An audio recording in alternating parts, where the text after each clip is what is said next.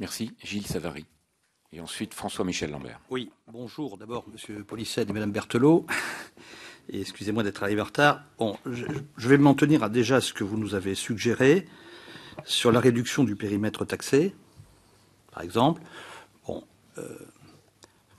moi ce que je pense quand même, c'est qu'il faut qu'on dissocie le débat de la compétitivité du pavillon français de la question de l'écotaxe. Pour plusieurs raisons. C'est que d'abord, nous sommes probablement un des pays aujourd'hui, eu égard à la longueur de notre réseau non autoroutier, qui a le moins de dispositifs de taxation sur le réseau.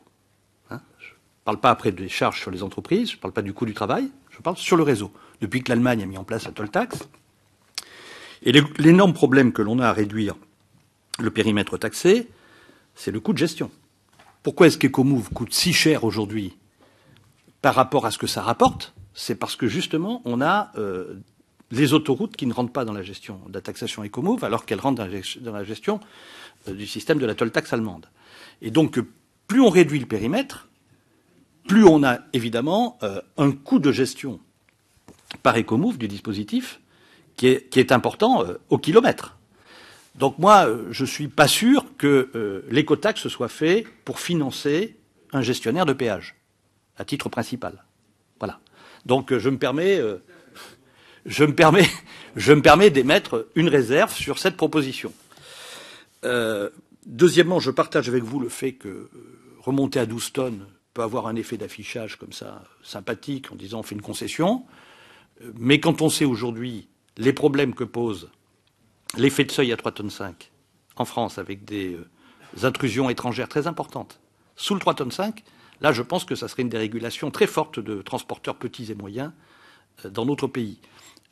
Donc je ne suis pas, moi personnellement, très favorable à ce qu'on remonte à 12 tonnes. Pour ce qui est du 44 tonnes, je voudrais dire à mon collègue Le Fur que son raisonnement n'est pas que faux, mais il ouvre au méga liner. Puisque après le 44 tonnes, on peut faire plus gros encore, n'est-ce pas? Et plus gros, c'est plus coûteux pour la chaussée. Ça l'est moins, probablement. Ça l'est moins, probablement, pour... le 44 tonnes l'est déjà, ça l'est moins, probablement, pour la consommation au kilo transporté, mais c'est terriblement destructeur pour la chaussée. Donc, moi, sur le gigantisme, il y a une poussée très forte des Suédois en Europe et d'un certain nombre de lobbies, de transporteurs, qui demain vont nous dire 44 tonnes, ça suffit pas, on va faire plus gros, là, beaucoup plus gros, à l'américaine. Mais on n'a pas le réseau tout à fait américain. Donc, moi, je suis très circonspect sur cette proposition. Et si je me souviens bien, Monsieur Policet, il y avait quand même une petite contrepartie. Je ne veux pas défendre Monsieur Bussereau dans ses propos, c'est pas mon rôle. Mais enfin, c'est surtout qu'on vous a exonéré d'un essieu supplémentaire à l'époque sur le 44 tonnes, me semble-t-il. C'était à peu près ça. Ah bah non, mais on peut le remettre si vous considérez que c'est pas grave. Mais comme on peut le remettre, mais comme il y a une taxe à l'essieu. Il me semble bien que la discussion avait été celle-ci, si j'ai bonne mémoire. Mais peut-être que j'ai mauvaise mémoire. Je partage avec vous le fait, je le dis pour les collègues, qu'il est absolument impossible de faire de la discrimination en fonction de la nationalité. Surtout pour un pays qui est un pays de transit. Et ça serait la guerre civile en France, et en Europe, parce que qui dit discrimination pour nous aussi. Donc je crois qu'il faut évacuer ce sujet-là. Alors, partant de là, moi je pense quand même qu'il faut resituer cette question dans le financement des infrastructures de transport en France. Il ne faut pas qu'on mélange tout. Notre ami Le Fur a raison de dire faut regarder la compétitivité, mais il y a mieux que les heures supplémentaires défiscalisées. Il y a le polonais. Le polonais, c'est 19%. Le polonais, c'est 19% du coût du travailleur français. Pardon? Et c'est pas le moins cher. Et c'est pas le moins cher. Donc on peut faire moins cher. Peut-être que l'Ouzbek demain sera encore mieux que le travailleur français défiscalisé. Voilà. Donc je pense que ça, c'est un sujet qu'il faut traiter à part, tellement il est lourd. Il est lourd d'enjeux, et c'est la raison pour laquelle on a bloqué aujourd'hui la libéralisation du cabotage national intérieur. Mais néanmoins, comme l'international peut caboter, on a un certain nombre de sujets. Moi, la question que je voudrais me poser quand même, c'est la question de savoir si... c'est une question nouvelle pour moi, mais parce que je vois bien... On retombe quand même globalement sur le dispositif écotaxe ancien. On est en train de convenir qu'il n'était pas si mal.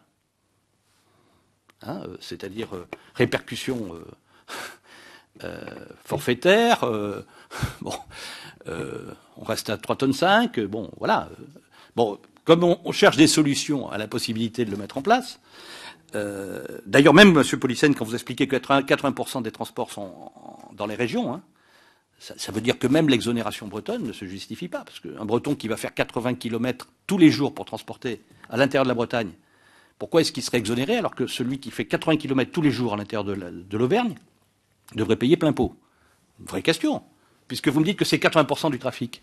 C'est un vrai sujet, là, quand même. Un sujet de distorsion, d'égalité entre les Français et à l'intérieur des régions. Je le dis ici au passage, non pas contre les Bretons. Mais enfin, quand même. Quand on dit qu'il faut que ce soit gratuit, c'est jamais gratuit. Il y a un contribuable qui paye. Hein, voilà.